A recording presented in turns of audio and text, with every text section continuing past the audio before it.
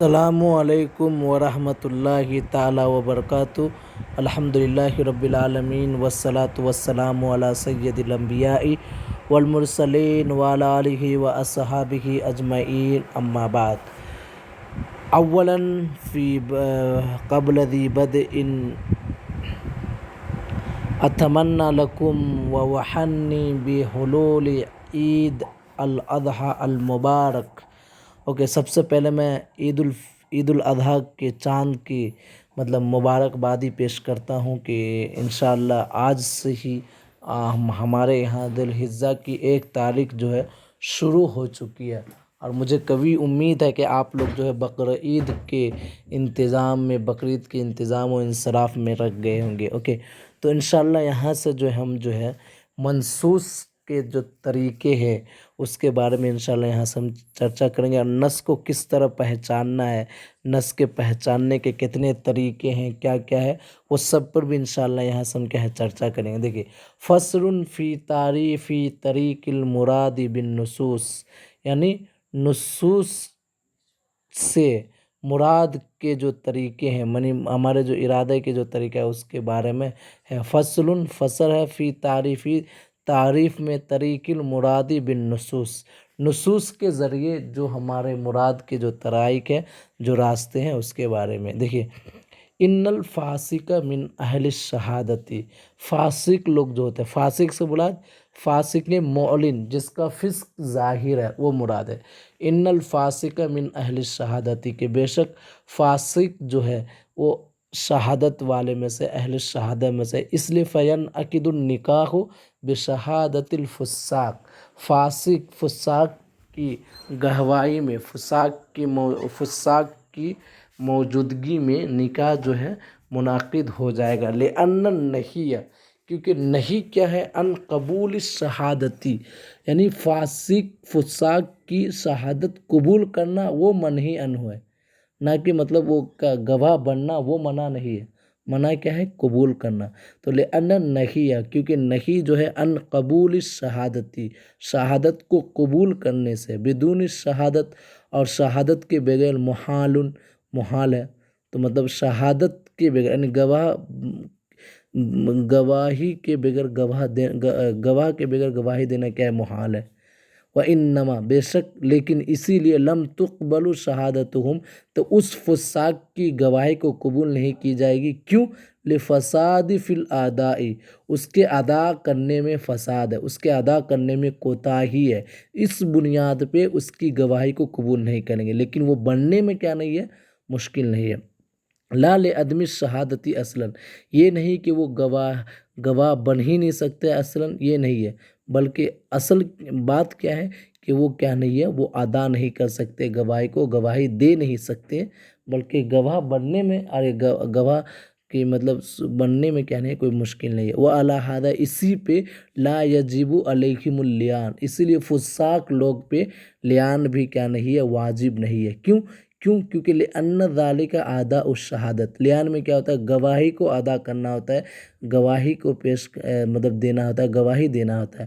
ولا اداء مع الفسق، اور ادھر فسق کے ساتھ، فسق معلن کے ساتھ وہ کیا نہیں کر سکتا؟ گواہی کو ادا نہیں کر سکتا۔ اس لیے اس فساق پہ کیا نہیں ہوتا ہے؟ فساق جو ہوتا ہے، فاسق، ان پہ لعان بھی نہیں ہے، اور وہ گواہ بن سکتے ہیں، لیکن ان کی گواہی قبول نہیں کی جا سکتی، وہ گواہ کو ادا نہیں کر سکتے۔ اوکے، بحث طریق معرفت المراد بالنصوص، اوکے، نصوص کے ذریعے ہماری جو مراد کی معرفت ہے، مراد کو کیسے پہچانیں گے، اس کے طریقے کے بارے میں بحث ہے۔ دیکھیے، اعلم، جان لو، خبردار،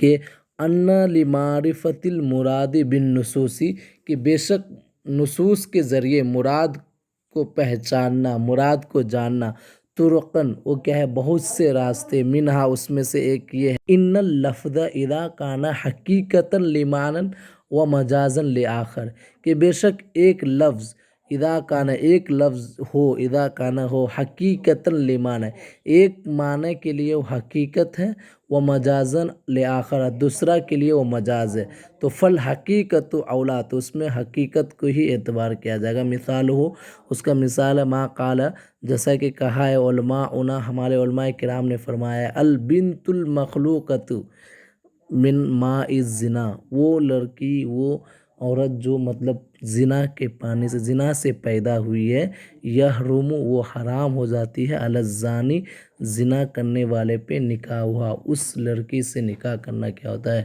حرام ہوتا ہے۔ یہ ہمارے علماء کرام نے کہا ہے کہ جو لڑکی زنا سے پیدا ہوئی ہے وہ جو ہے زانی پہ کیا ہو جائے گا؟ حرام ہو جائے گا۔ وقال الشافعی امام شافعی فرماتے ہیں، امام شافعی رحمہ اللہ یحلو اس سے نکاح کرنا کیا ہے؟ حلال ہے۔ والصحیح اب صحیح ما قلنا جو ہم نے کہا لأنہا کیونکہ لأن بنتہ کیونکہ اس کی بیٹی حقیقتن حقیقی جو ہے اس کی بیٹی ہی ہے، فتدخل تحت قولہ تعالیٰ تو وہ اللہ تبارک تعالیٰ کے یہ قول حرمت علیکم امہاتکم و بناتکم کہ بے شک تم پر اس کی ماں اور اس کی بیٹی کیا کر دی ہے؟ حرام کر دی ہے۔ تو ہمارا کہنا یہ ہے کہ یہ لڑکی جو ہے کیا حقیقتاً اس کی کیا ہے؟ بیٹی ہے، اس لیے مطلب کیا ہے اس پہ اس کی ماں اور اس کی بیٹی بھی کیا ہے؟ حرام ہے۔ وَيَتَفَرَّ مِنْهُ اور اسی سے فرع ہو کے آئے گا الاحکام احکام علی مذہبین یہ دو مذہب پہ، امام شافعی کے مذہب پہ اور امام اعظم کے مذہب پہ۔ تو ہمارا یہ کہنا ہے کہ ہمارے پاس زنا سے جو لڑکی پیدا ہوئی ہے وہ زانی پہ اس کا نکاح حرام ہے، لیکن شافعی امام کہتے ہیں کہ اس کے لیے حلال ہے۔ تو اس لیے جب ہمارے پاس جب وہ حرامی ہو گئی تو اس کے لیے مہر بھی نہیں ہوگا، اس کو نانا نفقہ بھی نہیں دینا ہوگا، اسے وراثت بھی نہیں ملے گی، اس کو نکلنے اکلنے سے کوئی منع بھی نہیں ہوگا۔ لیکن امام شافعی کے پاس اس کا اپوزٹ ہوگا، ان کے پاس جب نکاح صحیح ہے تو اس کے لیے مہر بھی دینا ہے، نان و نفقہ بھی دینا ہے، وراثت بھی چلے گی، سب کچھ ہوگا۔ وہی بتا رہے کہ من حل الوطیع وطی حلال ہونے میں دو مذہب کے درمیان مسئلہ فرع ہو کے آتا ہے، احکام فرع ہو کے آتا ہے۔ ووجوب المہر مہر کو لازم کرنا، ولزوم النفقتی نفقہ کو لازم کرنا، وجریان التوارث اور وراثت کا چلنا، وولایت المنع منع کرنے کی ولایت عن الخروج نکلنے سے، والبروزی اور ظاہر ہونے سے۔ کیوں؟ امام شافعی کے پاس یہ سب کرنا منع ہوگا، لیکن ہمارے پاس یہ سب کرنا کیا ہے؟ جائز ہے۔ کیوں؟ کیونکہ جب نکاح ہی منعقد نہیں ہوا تو یہ سب تو دور کی بات ہے۔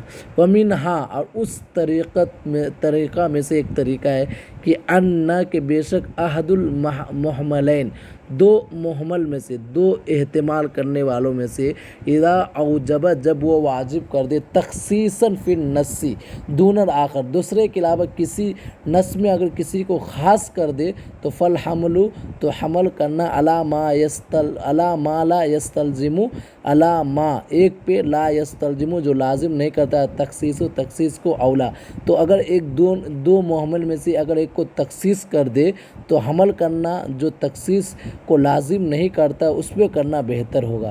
مثال ہو اس کا مثال فی قولی تعالیٰ اللہ تعالیٰ کا یہ قول اولا مستم النساء جب تم اپنی بیوی کو چھو لو تو فل ملامست اگر ملامست کو اگر محمول لو حملت علی الوقاء اگر اس کو جماع پہ حمل کیا گیا تو قانن نص تو نص ہوگا معمولاً بھی اسی پہ عمل کیا جائے گا فی جمیع صورہ و وجودہ اس کے تمام صورتیں میں اور اس کے تمام وجود میں ہر چیز میں جو ہے مطلب کیا ہے وہ آیت کو اگر حمل کر دیا جماع پہ تو اس سب پہ کیا ہوگا معمول ہوگا عمل کیا جائے گا۔ ولو حملت اگر اس آیت کو محمول کر دے اس کو علی المس بالید یعنی ہاتھ سے چھونے پر تو قانن نص تو نص ہوگا مخصوصاً فی کثیر من الصور بہت سارے صورتوں میں کیا ہو جائے گا وہ خاص ہو جائے گا۔